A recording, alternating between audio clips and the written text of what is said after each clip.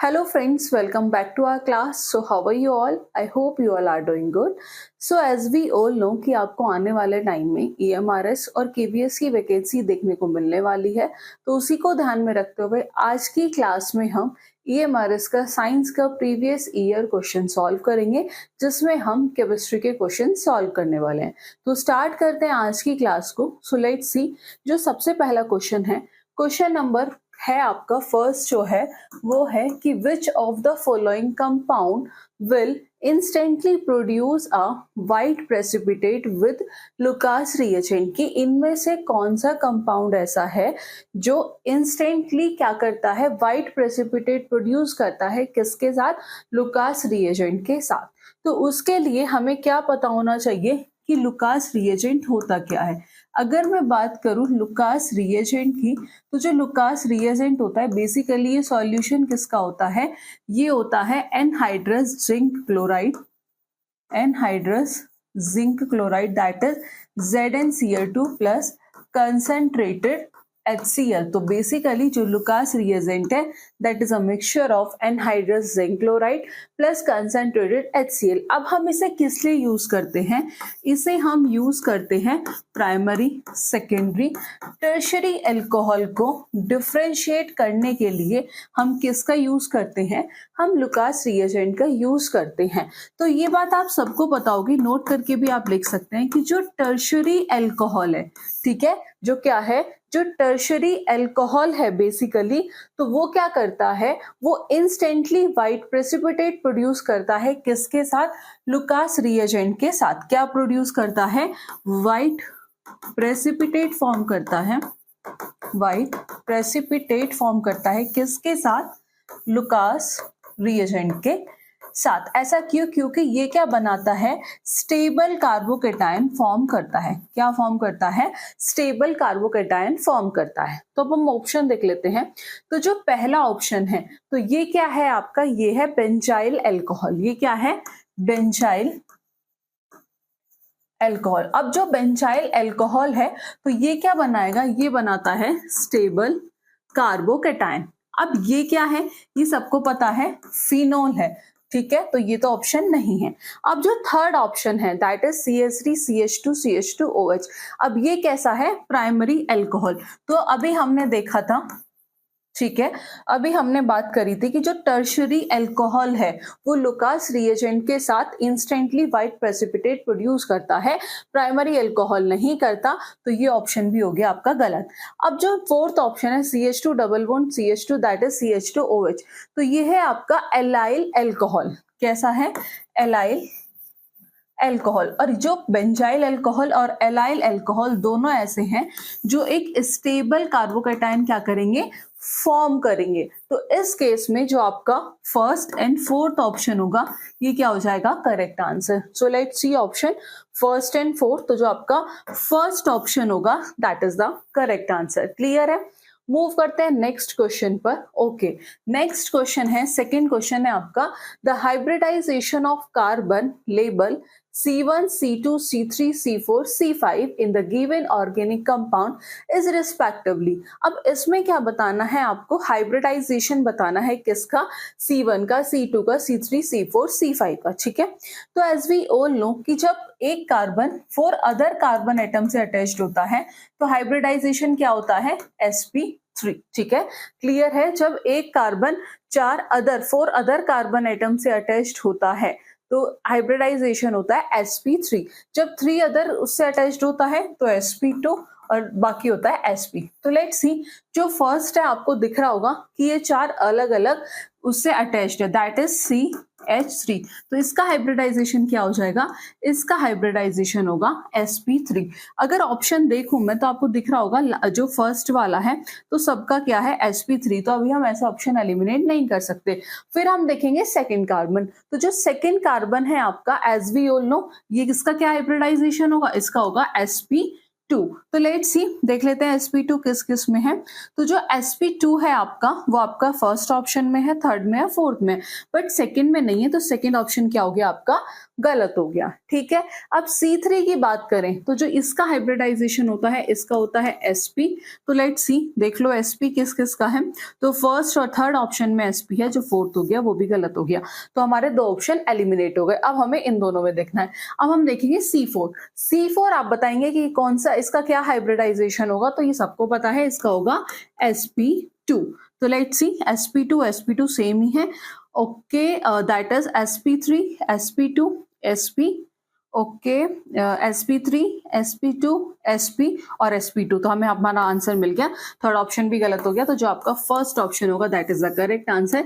C5 का जो hybridisation होगा वो होगा sp3। ठीक है, तो ये हो जाएगा sp3 sp2 sp2 sp3। तो ये क्या होगा, इस ऑर्गेनिक कंपाउंड का हाइब्रिडाइजेशन। क्लियर है। नेक्स्ट क्वेश्चन नंबर थर्ड है आपका कि in the process of photosynthesis, की फोटोसिंथेसिस के प्रोसेस में जो एटमॉस्फेरिक CO2 है, जो get converted to carbohydrate through the process of, जो किस में कन्वर्ट होता है, कार्बोहाइड्रेट में। तो वो किस प्रोसेस के थ्रू कन्वर्ट होता है। ऑप्शन गिवन है, रिडक्शन, न्यूट्रलाइजेशन, बर्निंग या फिर ऑक्सीडेशन। तो सबसे पहले हम फोटोसिंथेसिस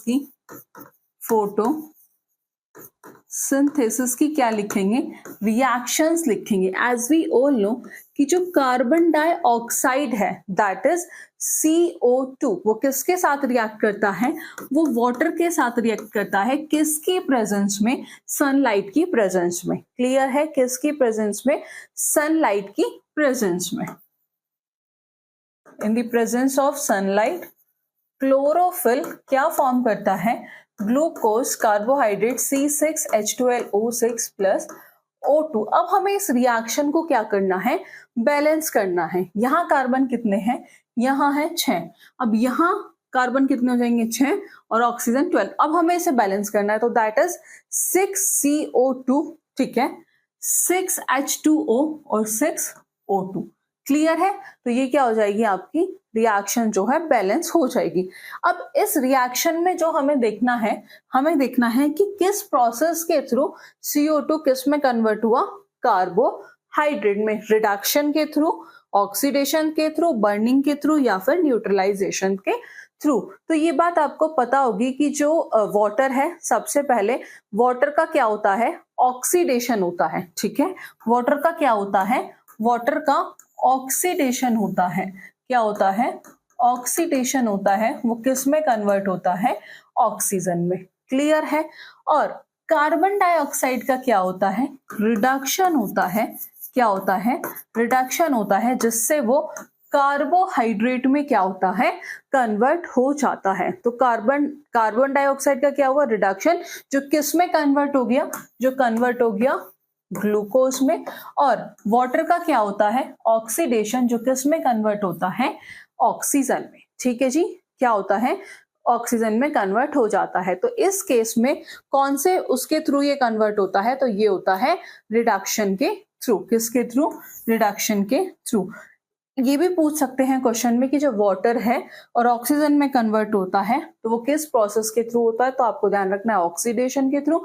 और जो कार्बन डाइऑक्साइड कार्बोहाइड्रेट में कन्वर्ट होता है, ठीक है, जो एटमॉस्फेरिक कार्बन डाइऑक्साइड है, जो वो कार्बोहाइड्रेट में कन्वर्ट होता है, वो किस प्रोसेस के थ्रू होता है, वो होता है रिडक्शन के थ्रू। तो जो फर्स्ट ऑप्शन है that is the correct answer. Next question है आपका, क्वेश्चन है J.J. Thomson was able to determine the following using the cathode ray tube experiment। ठीक है, कि कैथोड रे ट्यूब का उपयोग करते हुए J.J. Thomson यह निर्धारित करने में सक्षम रहे, the charge to mass ratio of an electron या the charge to mass ratio of a proton. Third है द मेजोरिटी ऑफ एटम, यानी कि एक इलेक्ट्रॉन का आवेश से द्रव्यमान अनुपात या फिर एक प्रोटॉन का आवेश से द्रव्यमान अनुपात। कि परमाणु का नाभिक बहुत छोटा होता है लेकिन उसमें अधिकांश द्रव्यमान होता है। फोर्थ है एक इलेक्ट्रॉन का आवेश। तो बताना है इसमें से कि कौन सा ऑप्शन जो है वो आपका सही है। तो ये बात आप सबको बताओगे कि J Thomson was able to determine the following using the cathode, that is charge to mass ratio of an electron। तो जो फर्स्ट ऑप्शन होगा ये क्या हो जाएगा आपका करेक्ट आंसर। ठीक है, next question. Okay, next question आपका न्यूमेरिकल है। नेक्स्ट क्वेश्चन है आपका एट 27 डिग्री सेल्सियस, किस पे, at 27 degree Celsius and 1.2 bar of pressure a gas has a density जो गिवन है वो है 4.21।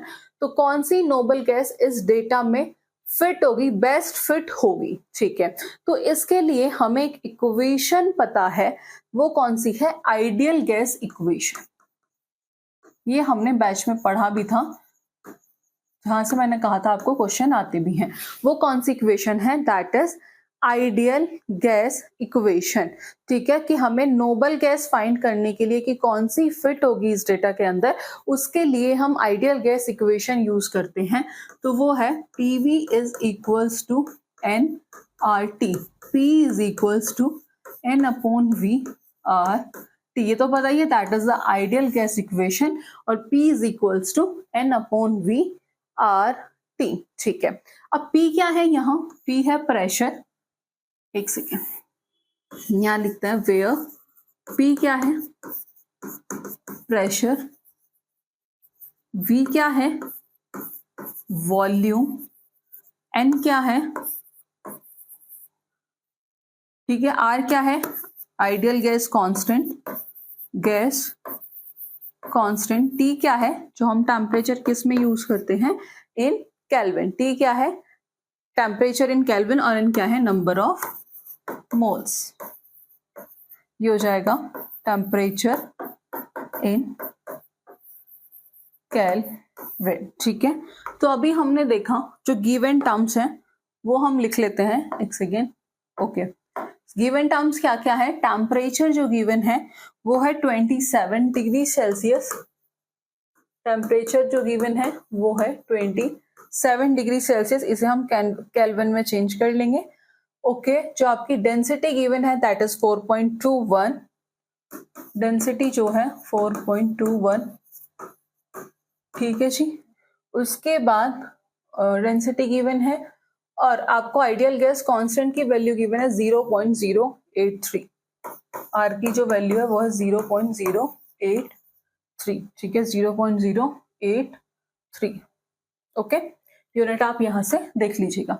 अब हमें ये चीजें गिवन है, अब बताना है कि कौन सी जो नोबल गैस है वो इसमें फिट होगी, इस डेटा में फिट होगी। ठीक है, अब हमें पता है ideal gas equation, PV is equals to nRT, P is equals to N/V/RT। ये तो पता ही है, यहाँ तक कोई कंफ्यूजन नहीं होगा आपको।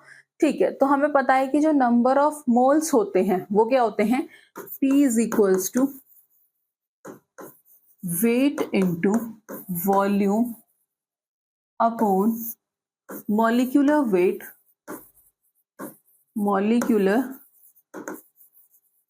ठीक है। P is equal to pressure is equals to weight into sorry, ये हो जाएगा आपका वेट इंटू RT और into molecular weight into V। तो इसे हम और कैसे लिख सकते हैं, इसे हम लिख सकते हैं कि P is equals to W into RT upon V into MW, और जो W और V होता है ये क्या होता है, ये होता है डेंसिटी, यानी कि वेट बाय वॉल्यूम। ये क्या होता है, ये होता है डेंसिटी। ठीक है जी, ये क्या होता है, ये होता है डेंसिटी। तो ये हो जाएगा P is equals to D into RT upon molecular weight. ठीक है, molecular weight is equals to, ठीक है, हम यहाँ से क्या निकाल लेंगे, यहाँ से हम मॉलिक्यूलर वेट निकाल लेंगे, तो ये हो जाएगा molecular weight D into RT upon P। अब जो टेम्परेचर है, ठीक है, जो टेम्परेचर है वो है 27 डिग्री सेल्सियस। अब जो टेम्परेचर है वो है 27 डिग्री सेल्सियस, तो इसे हम केल्विन में चेंज कर लेंगे और ये हो जाएगा आपका 300 केल्विन। ठीक है, आपको चेंज करना आता ही होगा। अब मैं वैल्यू पुट कर देती हूँ डायरेक्ट। ठीक है, डेंसिटी की जो वैल्यू है वो हमें गिवन है 4.21, इनटू गैस कांस्टेंट की वैल्यू गिवन है 0.083 अपॉन प्रेशर जो गिवन है, ठीक है, इन्होंने कहा है 1.25 बार of pressure.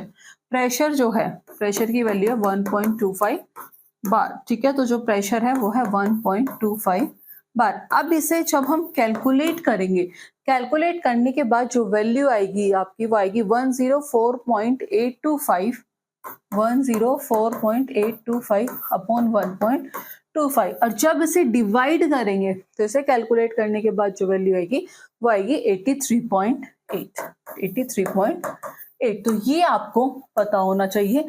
As we all know, जिन स्टूडेंट्स ने बैच लिया हुआ है उसमें मैंने आपको ये सॉल्व करा है, इम्पॉर्टेंट है, ईएमआरएस में पूछा गया है और किसी और एग्जाम्स में भी पूछा जा सकता है और इवन पूछा भी गया है, ठीक है जी।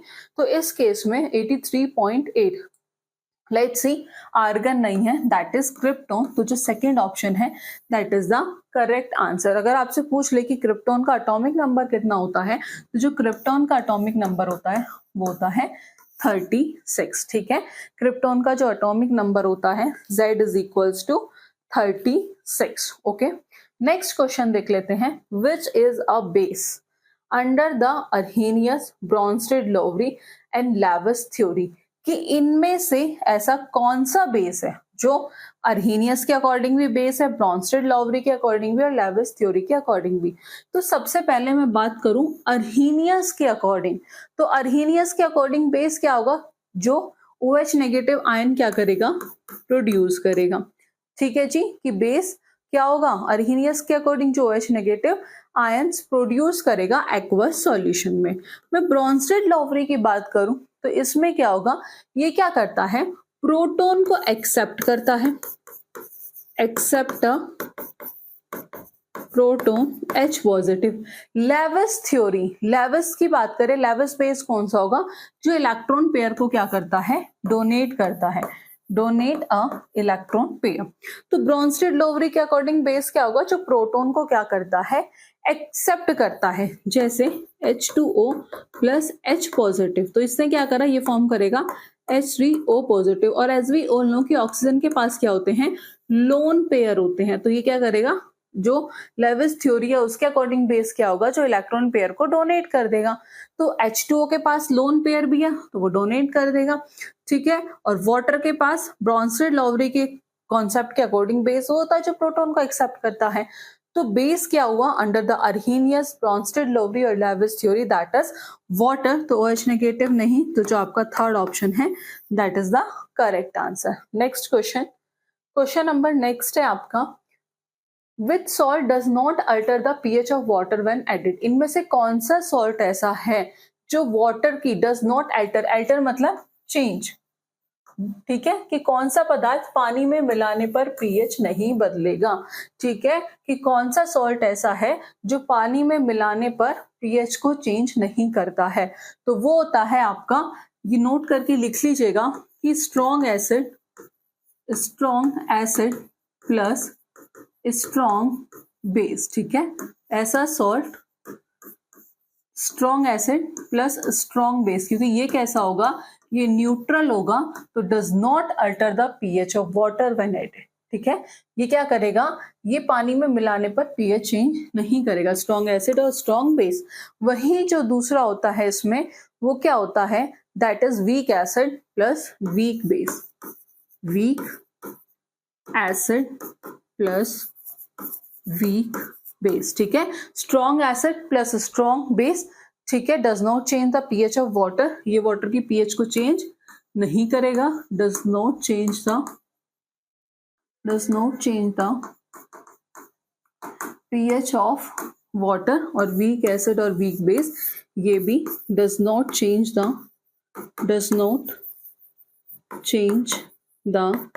PH of water. तो पहला जो है ये कैसे बनेगा, NH4OH प्लस HCl, तो ये कैसा है, ये है स्ट्रॉन्ग एसिड और ये कैसा है, वीक बेस, तो ये न्यूट्रल नहीं हो गया, गलत। KCN, KOH प्लस HCN, तो एज वी ऑल नो कि जो KOH है वो कैसा है, वो स्ट्रॉन्ग बेस है और ये कैसा है, वीक एसिड, ठीक है, वीक एसिड।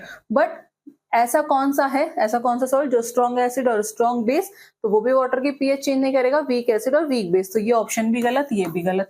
अब देखते हैं third option, that is KNO3।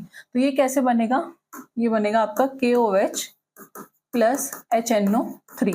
तो ये हो गया आपका स्ट्रॉन्ग बेस, और ये कैसा हो गया, नाइट्रिक एसिड HNO3, ये हो गया स्ट्रॉन्ग एसिड। और यही है ये है जो स्ट्रॉन्ग बेस और स्ट्रॉन्ग एसिड से मिलके बना है, तो इट मींस ये जो है ये वाटर की पीएच को चेंज नहीं करेगा, does not change the pH of water. तो इसके अकॉर्डिंग जो थर्ड ऑप्शन है ये क्या होगा, सही आंसर। नेक्स्ट क्वेश्चन पर मूव करते हैं। नेक्स्ट क्वेश्चन है आपका, व्हाट इज द मोलरिटी। ठीक है, क्या बताना है, मोलरिटी बतानी है ऑफ द NaOH सॉल्यूशन जो प्रोड्यूस कर रहा है 1.5 ग्राम ऑफ Na2O, जो कंबाइन करता है वाटर के साथ to yield a final volume of 100 ml given the reaction. ये क्वेश्चन आपका होमवर्क में है, इसका आंसर आप हमें कमेंट बॉक्स में बताएंगे।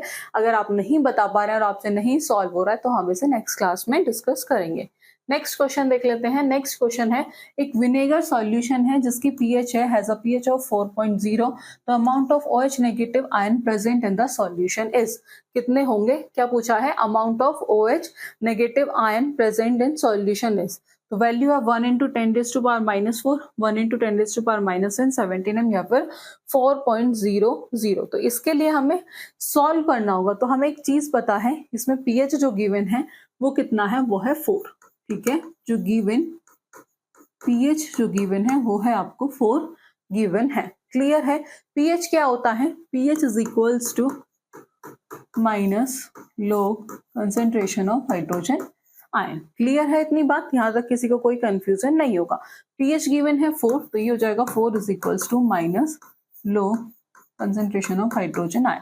अब हम इस दोनों तरफ माइनस पुट करेंगे, ये हो जाएगा log concentration of hydrogen ion. यहां तक किसी को कोई कंफ्यूजन, ठीक है। अब ये हो जाएगा आपका हाइड्रोजन आयन कंसेंट्रेशन, ठीक है, यहाँ हमने मल्टीप्लाई कर दिया नेगेटिव से, तो ये आ गया -4 is equals to log H positive, और ये हो जाएगा आपका H positive is equals to anti log, ठीक है, ये हो जाएगा H positive is equals to anti log 4, और ये हो जाएगा आपका H positive is equals to 10⁻⁻4। यहां तक किसी को कोई डाउट, हमें ये पता है कि जो KW होता है, ठीक है, वी नो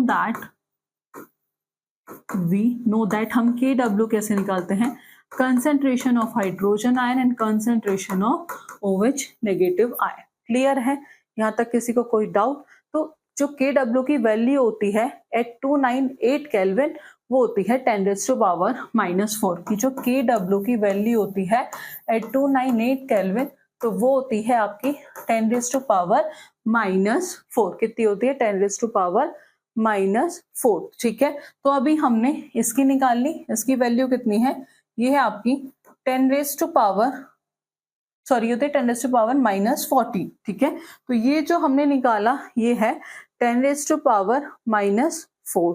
क्लियर है, तो हमने ये निकाल लिया H पॉजिटिव की वैल्यू। अब हमें क्या निकालना था, हमें निकालना है amount of OH negative ion present in the solution. अभी हमने बात की जो KW की वैल्यू होती है एट 298 केल्विन, वो होती है 10⁻⁻14। तो that is KW is equals to H positive और OH नेगेटिव। तो KW की वैल्यू क्या है, 10⁻⁻14 इज इक्वल्स टू, ये हमने निकाली 10⁻⁻4, हमें OH नेगेटिव निकालने हैं, तो ये हो जाएगा OH negative is equals to 10⁻⁻14 upon 10⁻⁻4। यहां तक किसी को कोई डाउट, तो ये हो जाएगा 10⁻⁻10। ठीक है, ये हो जाएगा आपका दैट इज 10⁻⁻10, और इसे हम कैसे लिख सकते हैं, 1 इंटू 10⁻⁻10 मोलर। ठीक है, इसे कैसे लिख सकते हैं, 1 इंटू 10⁻⁻10 मोलर। तो देख लेते हैं, पहला है 1 इंटू 10⁻⁻4, -4 नहीं था, -10 था, ये गलत हो गया, 1 इंटू 10⁻⁻10 मोलर। तो जो सेकेंड ऑप्शन है that is the correct answer. Clear है कि जो आपका सेकेंड ऑप्शन है ये क्या हो जाएगा, आपका करेक्ट आंसर। ठीक है, मूव करते हैं नेक्स्ट क्वेश्चन पर। नेक्स्ट क्वेश्चन है आपका, according to the following unbalance chemical equation. ये एक इक्वेशन गिवन है जो कैसी है, अनबैलेंस इक्वेशन है आपकी, Fe2O3 plus CO give Fe plus CO2। जो आयरन थर्ड ऑक्साइड है can be reduce with carbon monoxide और वो फॉर्म कर रहा है मेटेलिक आयरन। इतनी बात क्लियर है।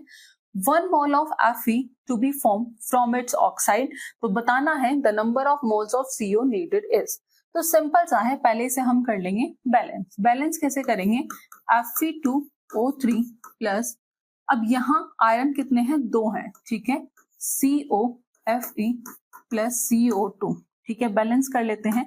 तो यहाँ आयरन 2 हैं, तो यहाँ भी कितने हो जाएंगे? 2Fe, तो यहाँ भी आयरन होगा 2। यहाँ ऑक्सीजन कितनी है? 3 और 1 4। तो अगर मैं यहाँ 3 लगा दूं और यहाँ भी क्या लगा दूं? 3 कर दूं, तो 3 कितने हो गए? यहाँ पर कार्बन भी कितने हो गए? 3 और 3 2 जा 6, तो सेम, तो ये भी कितने हो गए? 3 4 5 6, ऑक्सीजन भी कितने हो गए? 6। तो ये इक्वेशन कैसी हो गई? ये हो गई बैलेंस। ठीक है जी, यहाँ तक कोई डाउट? ठीक है। तो एज वी ऑल नो कि जो 3 मोल्स ऑफ CO है, कितने मोल है इसके? 3 मोल ऑफ CO, ठीक है, ये है 3 मोल ऑफ CO और 2 mole of carbon dioxide. Clear है? 3 मोल ऑफ CO, सॉरी 2 मोल किसके हैं? आयरन के, ठीक है, 3 मोल ऑफ CO और 2 मोल ऑफ आयरन। हमें एक चीज पता है कि जो 2 मोल ऑफ आयरन जो है वो बना रहा है 3 मोल ऑफ CO से, ठीक है, कि जो 2 मोल ऑफ आयरन है वो किससे बन रहा है? वो बन रहा है 3 मोल ऑफ CO से, ठीक है। 2 मोल ऑफ आयरन वो किससे बन रहा है? 3 मोल ऑफ CO से। यही हमने बात की कि 2 मोल ऑफ आयरन किससे बन रहा है? 3 मोल ऑफ CO से। तो 1 मोल की बात करूं अगर मैं, 1 मोल, तो ये हो जाएगा 3/2, ठीक है, कि 1 मोल तो ये हो जाएगा 3/2 मोल ऑफ CO और ये आ जाएगा आपका 1.5। तो इसके अकॉर्डिंग जो फर्स्ट ऑप्शन होगा ये क्या होगा? Correct answer. नेक्स्ट क्वेश्चन है आपका, नेक्स्ट क्वेश्चन है the solubility of nitrogen gas in water at 25 degree Celsius is 6.9 into 10⁻⁻⁴। ठीक है, जो सॉल्युबिलिटी है नाइट्रोजन गैस की वाटर में एट 25 डिग्री सेल्सियस वो है 6.9 into 10⁻⁻⁴ m। When the pressure of N2 above the solution is 1 bar, तो what is the solubility of nitrogen in water when the pressure is 0.8 बार, कि जब pressure जो है क्या है, जब प्रेशर कितना हो 0.8 बार, तो नाइट्रोजन की सॉल्युबिलिटी क्या होगी वाटर में। क्लियर है? क्वेश्चन में गिवन था जो सॉल्युबिलिटी है नाइट्रोजन की, नाइट्रोजन गैस की वाटर में एट 25 डिग्री सेल्सियस वो आपको गिवन है जब प्रेशर कितना हो 1 बार। वही पूछा है कि 0.8 बार प्रेशर पर, ठीक है, कि व्हेन जब प्रेशर कितना है 0.8 बार, तो जो सॉल्युबिलिटी है नाइट्रोजन इन वाटर तो वो कितनी होगी। तो इसके लिए हमने पढ़ा था हेनरी लॉ। क्या पढ़ा था? उसके लिए हमने पढ़ा था हेनरी लॉ। हेनरी लॉ क्या कहता है कि जो प्रेशर है वो डायरेक्टली प्रोपोर्शनल किसके होता है? सॉल्युबिलिटी के। ये मैंने आपको बैच में पढ़ाया था कि जो प्रेशर है वो डायरेक्टली किसके प्रोपोर्शनल होता है? सॉल्युबिलिटी के। सिंपल है, तो प्रेशर डायरेक्टली प्रोपोर्शनल किसके है? सॉल्युबिलिटी के। जब हम प्रोपोर्शनलिटी का साइन हटाते हैं तो एक कांस्टेंट आता है, दैट इज KH। और KH क्या है यहाँ पर? ये होता है KH जो है ये है हेनरी कांस्टेंट। ठीक है, ये बात आप सबको पता है और मैंने बैच में आपको पढ़ाया भी था और आपने देखा होगा कि जो मैंने आपको बैच में थ्योरी क्लासेस कराई हैं उससे आपके क्वेश्चन एज इट इज आए हुए हैं। बस आपको कॉन्सेप्ट क्लियर होने चाहिए। तो प्रेशर डायरेक्टली प्रोपोर्शनल होता है सॉल्युबिलिटी के, ठीक है, तो एक्स क्या है? दैट इज सॉल्युबिलिटी, किसी को कोई कंफ्यूजन ना हो। प्रोपोर्शनलिटी का साइन आते क्या आता है? कांस्टेंट आता है, दैट इज KH। ये हो गया आपका हेनरी कांस्टेंट। P1 जो गिवन है, जो प्रेशर गिवन है आपका वो है 1 बार, ठीक है, 0.1 बार। वहीं जो P2 गिवन है वो गिवन है आपको, P2 गिवन है 0.8 बार, 0.8 बार। क्लियर है इतनी बात? यहां तक किसी को कोई डाउट नहीं। X1 की जो सॉल्युबिलिटी की जो वैल्यू गिवन है वो है 6.9 इंटू 10⁻⁹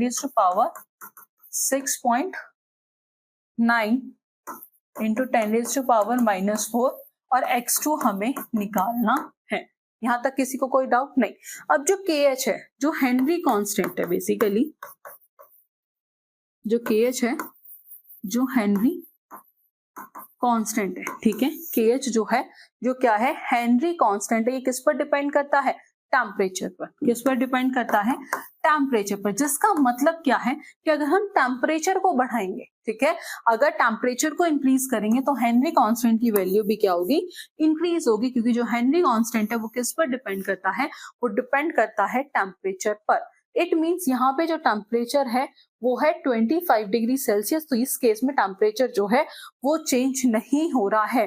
तो क्या हो जाएगा? ये हो जाएगा P1 upon P2 is equals to X1 upon X2। Clear है? P1 upon P2 value given है, मैं डायरेक्ट यहीं पुट कर लेती हूँ। P1 है आपका 0.1, P2 है 0.8, X1 है 6.9 इंटू 10⁻⁻⁴, X2 हमें निकालना है। तो X2 जब हमें निकालना है तो इसे हम बाहर लिख देंगे और ये हो जाएगा X2 is equals to 6.9 into 0.8, ये हो जाएगा 6.9 इंटू 0.8 इंटू 10⁻⁻⁴।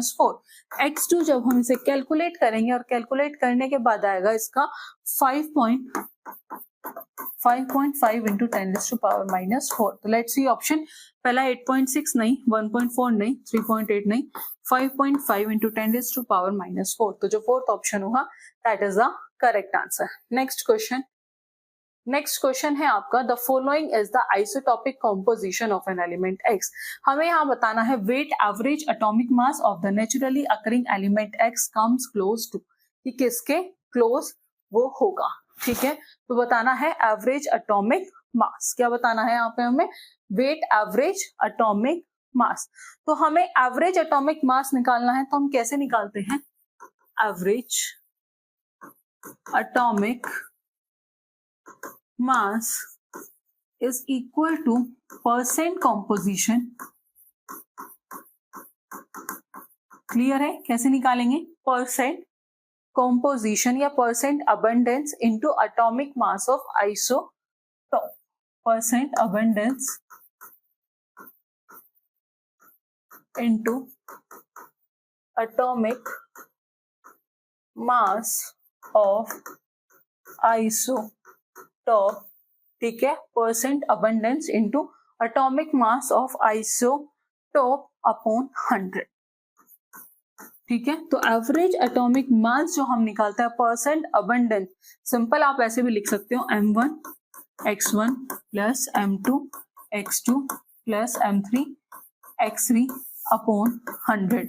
वैल्यू जो गिवन है वो है आपका दैट इज 290%, 1198। तो सबसे पहले परसेंट अबंडेंस, तो जो पहला है वो है आपका 90। ठीक है, तो कैसे निकाल लेंगे? 90 into that will be 200 plus ये हो जाएगा 8199, 8 इंटू 199 प्लस m3 की जो वैल्यू है 2 इंटू 202 अपॉन 100। ठीक है, इसमें इसकी मल्टीप्लाई करेंगे तो ये आ जाएगा आपका दैट विल बी 18,000। इन दोनों को कैलकुलेट करेंगे 1592, और जब इन्हें कैलकुलेट करेंगे 2 to the 4 2000, ये हो जाएगा 404 अपॉन 100। और इन्हें कैलकुलेट करने के बाद जो आपका आंसर आएगा वो आएगा आपका अप्रोक्स, ये वैल्यू हो जाएगी 1999 ये हो जाएगा 199,996 अपॉन 100। और जब इसे कैलकुलेट करेंगे ये आ जाएगा आपका 199.96।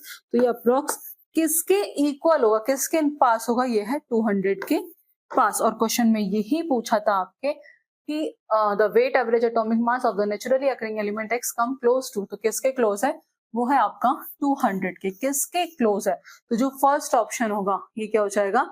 Correct answer. ठीक है, नेक्स्ट क्वेश्चन है आपका the atom of element X which have the outer shell electronic configuration, उसका है NH2NP4 are most likely to undergo chemical reaction to produce ion with the charge of। तो इसकी अगर बात करें हम NH2NP4, तो पूछा है एटम्स ऑफ एलिमेंट X। ठीक है, तो इस क्वेश्चन में अगर बात करी जाए तो आपको पता है एक चीज कि जो आउटर शेल का जो कॉन्फ़िगरेशन गिवन है वो है NH2NP4। ठीक है। तो आउटर मोस्ट में कितने इलेक्ट्रॉन है, इसमें है 6 इलेक्ट्रॉन, कितने हैं 6, और इसे अपना ऑक्टेट कंप्लीट करने के लिए कितने इलेक्ट्रॉन की नीड है, इसे अपना ऑक्टेट कंप्लीट करने के लिए 2 इलेक्ट्रॉन की नीड है। तो ये क्या करेगा, 2 इलेक्ट्रॉन को गेन कर लेगा, और जब ये 2 इलेक्ट्रॉन गेन करेगा x प्लस x, ठीक है, तो ये क्या करेगा, 2 इलेक्ट्रॉन गेन करेगा तो x प्लस 2 इलेक्ट्रॉन, ठीक है। जैसे ये 2 इलेक्ट्रॉन को गेन करेगा तो ये हो जाएगा x2 माइनस, तो जो -2 जो थर्ड ऑप्शन है ये क्या हो गया आपका करेक्ट आंसर। क्लियर है। नेक्स्ट क्वेश्चन देख लेते हैं। नेक्स्ट क्वेश्चन है the purest form of commercial iron is dash, जो प्योरेस्ट फॉर्म होती है कमर्शियल आयरन की, दैट इज रफ आयरन, ठीक है। एंड इज प्रिपेयर्ड फ्रॉम, ये किससे प्रिपेयर होता है, and is prepare from cast iron, ठीक है, cast iron by oxidizing the impurities in reverberatory furnace line with hematite। Hematite तो पहला है rough iron, cast iron, limestone गलत, ये भी गलत, rough iron, cast iron, hematite, तो जो सी ऑप्शन है that is the correct answer. Next question, the anomalous behaviour of the first member of SNP block element, वो किस वजह से होता है, जो एनोमलस बिहेवियर है, ठीक है, द एनोमलस बिहेवियर ऑफ किसका, of the first member of SNP block element is because of, वो large size, large charge radius ratio, या फिर लो इलेक्ट्रोनेगेटिविटी की वजह से होता है, या फिर स्मॉल साइज लार्ज चार्ज लो इलेक्ट्रोनेगेटिविटी की वजह से। तीसरा ऑप्शन है small size large charge ratio या फिर हाई इलेक्ट्रोनेगेटिविटी की वजह से, या फोर्थ है स्मॉल साइज स्मॉल चार्ज या फिर हाई इलेक्ट्रोनेगेटिविटी। तो एज वी ऑल नो कि जो S और P ब्लॉक एलिमेंट है, ठीक है, जो S और P ब्लॉक एलिमेंट है इन्हें हम क्या कहते हैं, इन्हें हम रिप्रेजेंटेटिव एलिमेंट भी कहते हैं। क्या कहते हैं, रिप्रेजेंटेटिव एलिमेंट भी कहते हैं। तो जो anomalous behaviour of the first member of SNP block element वो किसके वजह से होता है, वो होता है स्मॉल साइज लार्ज चार्ज, ठीक है, किसकी वजह से, small size large charge radius और हाई इलेक्ट्रोनेगेटिविटी के वजह से। तो लेट्स सी, तो पहला है लो इलेक्ट्रोनेगेटिविटी गलत, लो इलेक्ट्रोनेगेटिविटी गलत, स्मॉल चार्ज, ठीक है, स्मॉल साइज सॉरी, और जो चार्ज है वो लार्ज है और इलेक्ट्रोनेगेटिविटी क्या है, हाई है। तो जो आपका थर्ड ऑप्शन है that is the correct answer. जो फोर्थ है स्मॉल साइज स्मॉल चार्ज, जो चार्ज है वो भी आपका कैसा होता है, वो लार्ज होता है। तो जो तीसरा ऑप्शन होगा ये क्या हो जाएगा, सही आंसर, ठीक है। नेक्स्ट क्वेश्चन है कि इनमें से कौन सी स्टेटमेंट जो है वो ट्रू है किसके लिए, हाई ऑक्टेन फ्यूल्स के लिए। तो पहला ऑप्शन है कि जो N-हेप्टेन है has a 0 octane rating and isooctane has a 100। दूसरा है कंबक्शन के दौरान ब्रांच चेन हाइड्रोकार्बन प्रोड्यूस करता है टर्शरी रेडिकल और स्ट्रेट चेन हाइड्रोकार्बन प्रोड्यूस करता है 1 डिग्री रेडिकल। तीसरा है 3 डिग्री रेडिकल इमीडिएटली रिएक्ट करता है ऑक्सीजन के साथ और अंडरगो फर्दर ऑक्सीडेशन। फोर्थ है branch chain hydrocarbon produce more knocking as compare to straight chain hydrocarbon. तो ये क्वेश्चन आपका होमवर्क में है, इसका आंसर आप हमें कमेंट बॉक्स में बताएंगे। नेक्स्ट क्वेश्चन है consider the given sequence of reaction, ठीक है, तो बताना है कि इनमें से कौन सा ऑप्शन जो है इस रिएक्शन को लेकर सही है, ठीक है। तो उसके लिए बेसिकली, ठीक है, ये गिवन है K2Cr2O7। तो आपको एक चीज पता होगी कि जो K2Cr2O7 है ये कैसा है, ये स्ट्रॉन्ग ऑक्सीडाइजिंग एजेंट है। कैसा है, स्ट्रॉन्ग ऑक्सीडाइजिंग एजेंट है। तो जब ये क्या करता है, जो OH है K2Cr2O7 ये फॉर्म करता है कीटोन। क्या फॉर्म करता है, कीटोन। और इसमें जब हम ग्रिग्नार्ड रिएजेंट डालते हैं PHMgBr, ठीक है, जब हम इसमें ग्रिग्नार्ड रिएजेंट डालते हैं तो ये फॉर्म करता है OMgBr that is PH। Clear है, OMgBr PH। फिर उसे हीट करते हैं CrO3, तो वो क्या फॉर्म करता है, जब हम इसे हीट कर रहे हैं CrO3 तो ये फॉर्म करता है OH और PH। उसके बाद क्या होता है, इसका क्या होता है, हाइड्रोलिसिस होता है। हाइड्रोलिसिस होने के बाद जो आपका C ऑप्शन है PHC double bond O CH2COOH, तो जो थर्ड ऑप्शन है ये क्या करता है, फॉर्म करता है। Third option is the correct answer. Next question, which of these pair form the chloride bridge structure in the vapour state. इनमें से कौन सा पेयर ऐसा है जो क्लोराइड ब्रिज स्ट्रक्चर फॉर्म करता है वेपर स्टेट में? LiCl, MgCl2, MgCl2, CaCl2, BCl3, LCl3 या फिर BeCl2 एंड AlCl3। तो बात करूं अगर मैं LiCl और MgCl2 की, ठीक है, LiCl और MgCl2, तो ये कैसा होता है? ये होता है आयनिक, तो ये ब्रिज स्ट्रक्चर नहीं बनाता। MgCl2, ठीक है, और CaCl2 ये भी आयनिक है, और BCl2, BeCl2 और AlCl3, तो ये कैसा है? ये होता है कोवेलेंट, और ये ब्रिज स्ट्रक्चर बनाता है वेपर स्टेट में। तो जो फोर्थ ऑप्शन है that is the correct answer. Next question यही है आपका कि BeCl2, AlCl3 ये ब्रिज स्ट्रक्चर बनाता है इन द वेपर स्टेट, ठीक है। नेक्स्ट क्वेश्चन है which of the following polymer is used in making sports wear and active wear clothing? कि इनमें से हम किस पॉलीमर का इस्तेमाल करते हैं स्पोर्ट्स वियर और एक्टिव वियर क्लोथिंग को बनाने में? तो हम किसका करते हैं? नायलॉन का। तो जो फर्स्ट ऑप्शन है ये क्या होगा? सही आंसर। नेक्स्ट लास्ट क्वेश्चन है tetrachloroethylene is used in the dry cleaning of cloth. तो बेसिकली जो टेट्राक्लोरोइथाइलिन है उसे हम क्लोथ्स को ड्राई क्लीन के लिए यूज करते हैं and has been identified as a potential human carcinogen. तो which of this is used as a green alternative? तो इनमें से हम किसे as a green alternative use करते हैं? तो हम इसमें 1-ब्रोमोप्रोपेन को भी यूज कर सकते हैं, 1-ब्रोमोप्रोपेन को भी as a green alternative use कर सकते हैं। प्रोपाइलिन ग्लाइकोल ईथर को भी कर सकते हैं, प्रोपाइलिन ग्लाइकोल ईथर को भी कर सकते हैं, कार्बन डाइऑक्साइड को भी कर सकते हैं, और इसे हम क्या कहते हैं? Super critical liquid. क्या कहते हैं? Super critical liquid. तो पेट्रोल नहीं है, इथाइल एसीटेट नहीं है, super critical liquid CO2। Third option क्या हो गया? करेक्ट आंसर, ठीक है। तो ये थे क्वेश्चन जो ये हमारे इसमें पूछे गए हैं। आई होप आपको आज का सेशन पसंद आया होगा। अगर आपकी कोई डाउट या क्वेरीज है तो आप कमेंट बॉक्स में पूछ सकते हैं। अब आपकी क्लासेस कंटिन्यू रहेंगी जिसमें आपको previous year question, important questions मिलते रहेंगे। तो आज की क्लास में इतना ही, मिलेंगे नेक्स्ट क्लास में नेक्स्ट टॉपिक के साथ। So thank you for watching this class.